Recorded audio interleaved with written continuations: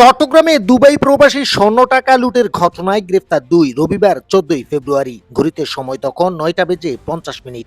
CCTV ফুটেজে দেখা যাচ্ছে দুবাই ফেরত প্রবাসী বিপুল স্বর্ণালংকার টাকা সহ দামি দামি ফোন নিয়ে চট্টগ্রাম বিমানবন্দর থেকে নেমে মাইক্রো ভাড়া করে বাসায় ফিরছেন। এ সময় তার মাইক্রোকে অনুসরণ করে আরেকটি গাড়ি পিছু নিতে থাকে।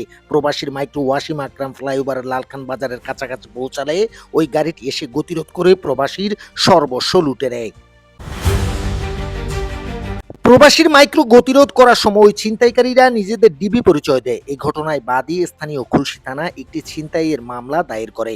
সেই মামলার সূত্র ধরে ছায়া তদন্তে নেমে সোহেল রানা ও উত্তম চৌধুরী নামক দুইজনকে গ্রেফতার করে পুলিশ। এ সময় তাদের কাছ থেকে নগদ টাকা সহ 5 ভরি স্বর্ণ উদ্ধার করা হয়। আজ 20 ফেব্রুয়ারি শুক্রবার সকালে সিএমপি হেডকোয়ার্টারে আয়োজিত এক সংবাদ সম্মেলনে এসব তথ্য জানায় পুলিশ। ফ্লাইওভার যেটা আছে ওই ফ্লাইওভারের উপর ওইখানে আপাতত সিসি ক্যামেরা তেমন একটা নাই। তো ওইরা ওই সমস্ত বুঝে শুনে কিন্তু ওই জায়গাটাকে তার স্পটটাকে পছন্দ করেছে।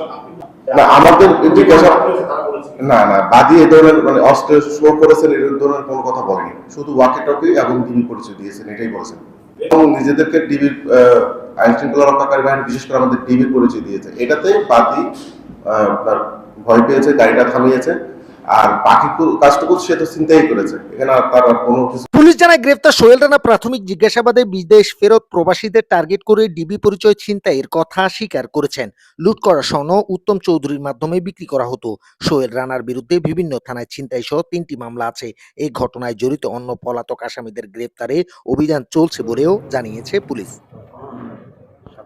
News desk আরএচকে।